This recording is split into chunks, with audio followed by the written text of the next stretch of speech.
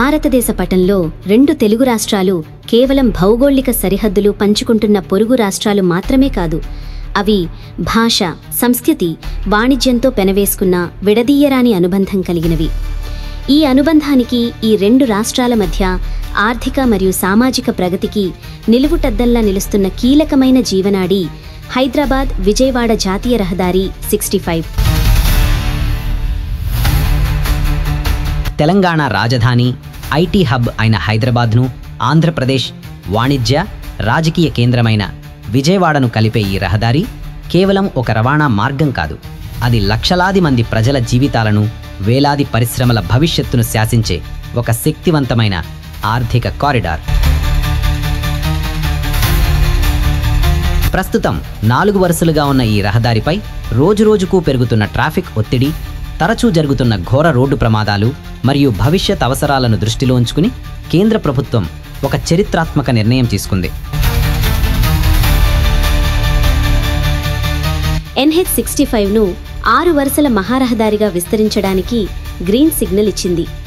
ఈ బృహత్తర ప్రాజెక్టు వివరాలు, దాని ఆవశ్యకత మరియు అది తెలుగు రాష్ట్రాలపై చూపబోయే ప్రభావాన్ని ఇప్పుడు సమగ్రంగా విశ్లేషిద్దాం. హైదరాబాద్ విజయవాడ రహదారికి 100 ఏళ్ల చరిత్ర ఉంది. నిజాం పాలన కాలం నుండి, అంతకుముందు కుతుబ్ షాహీల కాలం నుండి కూడా గోల్కొండను మచిలీపట్నం రేవు పట్టణంతో కలిపే ప్రధాన వాణిజ్య మార్గాలలో ఇది ఒకటిగా ఉండేది. కాలక్రమేణా ఈ మార్గం ఎన్నో మార్పులకు లోనైంది. ఉమ్మడి ఆంధ్రప్రదేశ్ ఏర్పడిన తర్వాత ఈ రెండు ప్రధాన నగరాల మధ్య ప్రాముఖ్యత పెరగడంతో ఇది ఒక ప్రధాన రాష్ట్ర రహదారిగా, ఆ తర్వాత జాతీయ రహదారిగా రూపాంతరం చెందింది. 2000వ దశకం ప్రారంభంలో దేశవ్యాప్తంగా రహదారిని 2 వరుసల నుండి 4 వరుసలకు విస్తరించారు. ఆనాడు అది ఒక గొప్ప ముందడుగే అయినప్పటికీ గడిచిన 2 దశాబ్దాలలో పరిస్థితులు మారిపోయాయి. రాష్ట్ర విభజన తర్వాత 2 రాష్ట్రాల మధ్య రాకపోకలు తగ్గడం మాట అటుంచి అనూహ్యంగా పెరిగాయి. హైదరాబాద్లో స్థిరపడిన ఆంధ్ర ప్రాంత ప్రజలు తమ సొంత ఊళ్లకు విజయవాడ కేంద్రంగా కార్యక్రమాలు సాగిస్తున్న అనేక సంస్థలు హైదరాబాదుకు రాకపోకలు సాగించడం నిత్యకృత్యమైంది. దీనికి తోడు పారిశ్రామిక మరియు సరుకు రవాణా కూడా విపరీతంగా పెరిగింది. ఫలితంగా 4 వరుసల రహదారి నేడు ఏమాత్రం సరిపోవడం లేదు. ఉదయం, సాయంత్రం వేళల్లో, పండుగలు మరియు వారాంతాలలో ట్రాఫిక్ జామ్లు సర్వసాధారణమయ్యాయి. NH65 విస్తరణ కేవలం సౌకర్యం కోసం తీసుకున్న నిర్ణయం కాదు, అది ఒక అత్యవసరమైన అవసరం. దీని వెనక అనేక బలమైన కారణాలున్నాయి. ఈ రహదారిపై ప్రస్తుతం రోజుకు సగటున 40,000 నుండి 50,000 వాహనాలు ప్రయాణిస్తున్నాయని అంచనా. భవిష్యత్తులో ఈ సంఖ్య మరింత పెరగనుంది. ఈ ట్రాఫిక్ ఒత్తిడిని తట్టుకోవడానికి 6 వరుసల రహదారి తప్పనిసరి. ఈ హైవే డెప్త్ ట్రాప్గా మారుతోందన్న ఆందోళన సర్వత్రా వ్యక్తమవుతోంది. వేగంగా వెళ్లే వాహనాలు, రోడ్డు దాటుతున్న స్థానిక ప్రజలు, నెమ్మదిగా వెళ్లే ట్రాక్టర్లు, ద్విచక్ర వాహనాలు ఒకే చోట ప్రయాణించడం వల్ల ఘోర ప్రమాదాలు జరుగుతున్నాయి. సూర్యాపేట, కోదాడ, నార్కెట్పల్లి, చిట్యాల వంటి ప్రాంతాలు ప్రమాదాలకు నిలయాలుగా, అంటే బ్లాక్ స్పాట్స్గా మారుతున్నాయి. 6 వరుసల రహదారితో పాటు సర్వీస్ రోడ్లను నిర్మించడం ద్వారా స్థానిక ట్రాఫిక్ను, హైస్పీడ్ ట్రాఫిక్ను వేరు చేయవచ్చు. ఇది ప్రమాదాల సంఖ్యను గణనీయంగా తగ్గిస్తుంది. హైదరాబాద్ ఔటర్ రింగ్ రోడ్ సమీపంలో దండు మల్కాపూర్ వద్ద తెలంగాణ ప్రభుత్వం భారీ ఇండస్ట్రియల్ పార్కును అభివృద్ధి చేస్తోంది. అదేవిధంగా విజయవాడ పరిసర ప్రాంతాల్లో అనేక పరిశ్రమలున్నాయి. ఈ పారిశ్రామిక వాడల మధ్య సరుకు రవాణాను వేగవంతం చేయడానికి, లాజిస్టిక్స్ ఖర్చులను తగ్గించడానికి ఈ విస్తరణ దోహదపడుతుంది. ప్రస్తుతం హైదరాబాద్ విజయవాడ మధ్య ప్రయాణానికి దాదాపు 5 నుండి 6 గంటల సమయం పడుతోంది. రహదారిని 6 వరుసలకు విస్తరిస్తే ఈ సమయం 3 నుండి 4 గంటలకు తగ్గుతుంది. ఇది ప్రయాణికులకు సమయాన్ని ఆదా చేయడమే కాకుండా ఇంధన ఖర్చును కూడా తగ్గిస్తుంది. కేంద్ర ప్రభుత్వం ఆమోదించిన ఈ ప్రాజెక్టు వివరాలు ప్రోత్సాహకరంగా ఉన్నాయి. తెలంగాణ రాష్ట్ర సరిహద్దులో ఉన్న దండు మల్కాపూర్ నుండి ఆంధ్రప్రదేశ్ రాష్ట్రంలోని గొల్లపూడి, అంటే విజయవాడ శివారు వరకు మొత్తం 265 కిలోమీటర్ల పొడవున రహదారిని విస్తరిస్తారు. ఈ బృహత్తర ప్రాజెక్టు కోసం సుమారు 6,250 కోట్ల రూపాయలను ఖర్చు చేయనున్నారు.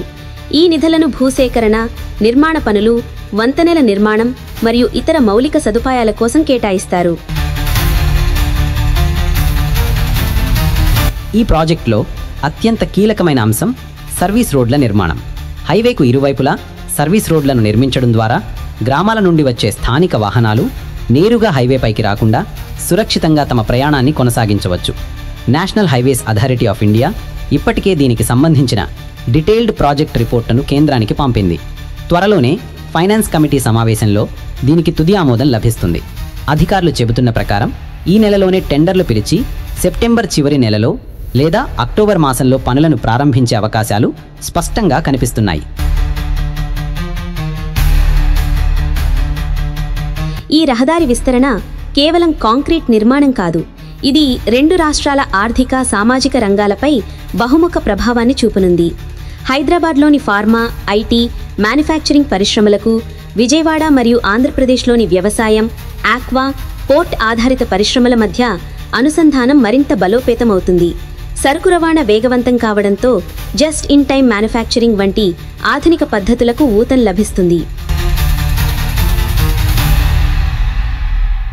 రహదారి విస్తరణతో దాని పక్కనే ఉన్న పట్టణాలు మరియు గ్రామాల స్వరూపం మారిపోతుంది. చౌతుప్పల్, నార్కట్పల్లి, సూర్యాపేట, కోదాడ, నందిగామ వంటి పట్టణాల్లో రియల్ ఎస్టేట్ రంగం కొత్త పుంతలు తొక్కుతుంది. కొత్త వెంచర్లు, వాణిజ్య సముదాయాలు, గిడ్డంగులు ఏర్పడతాయి. ప్రాజెక్టు నిర్మాణ దశలో ఇంజనీర్లు, కార్మికులు, సాంకేతిక నిపుణులకు వేలాదికి ప్రత్యక్ష, పరోక్ష ఉపాధి అవకాశాలు లభిస్తాయి. నిర్మాణం పూర్తయిన తర్వాత రహదారి వెంబడి పెరిగే వాణిజ్య కార్యకలాపాల వల్ల స్థానికులకు శాశ్వత ఉపాధి దొరుకుతుంది. హైదరాబాద్ నుండి ఆంధ్రప్రదేశ్లోని అమరావతి, విజయవాడ, కనకదుర్గ ఆలయం మరియు ఇతర పర్యాటక ప్రాంతాలకు, అదేవిధంగా ఆంధ్రప్రదేశ్ నుండి హైదరాబాద్లోని చారిత్రాత్మక కట్టడాలకు వెళ్లే పర్యాటకుల ప్రయాణం సులభతరం మరియు సురక్షితం అవుతుంది. హైదరాబాద్ విజయవాడ జాతీయ రహదారి 65 విస్తరణ 2 తెలుగు రాష్ట్రాల అభివృద్ధి ప్రస్థానంలో ఒక సువర్ణ అధ్యాయం. ఇది కేవలం ఇటుక, సిమెంటు, తారుతో నిర్మించే కట్టడం కాదు. ఇది భవిష్యత్ తరాల కోసం, సురక్షితమైన ప్రయాణం కోసం, వేగవంతమైన ప్రగతి కోసం వేస్తున్న ఒక పటిష్టమైన పునాది. ప్రమాదాలను నివారించి ప్రాణాలను కాపాడడం నుండి పారిశ్రామిక ప్రగతికి కొత్త ఊపునివ్వడం వరకు ఈ ప్రాజెక్ట్ బహుముఖ ప్రయోజనాలను అందించనుంది. కేంద్ర, రాష్ట్ర ప్రభుత్వాలు సమన్వయంతో పనిచేసి నిర్దేశిత సమయంలోగా ఈ ప్రాజెక్టును పూర్తి చేస్తే అది తెలుగు ప్రజల మధ్య బంధాన్ని మరింత బలోపేతం చేసి వారిని ఉమ్మడి అభివృద్ధి పథంలో నడిపించే ఒక స్వర్ణ సోపానంగా నిలుస్తుందనడంలో ఎలాంటి సందేహం లేదు.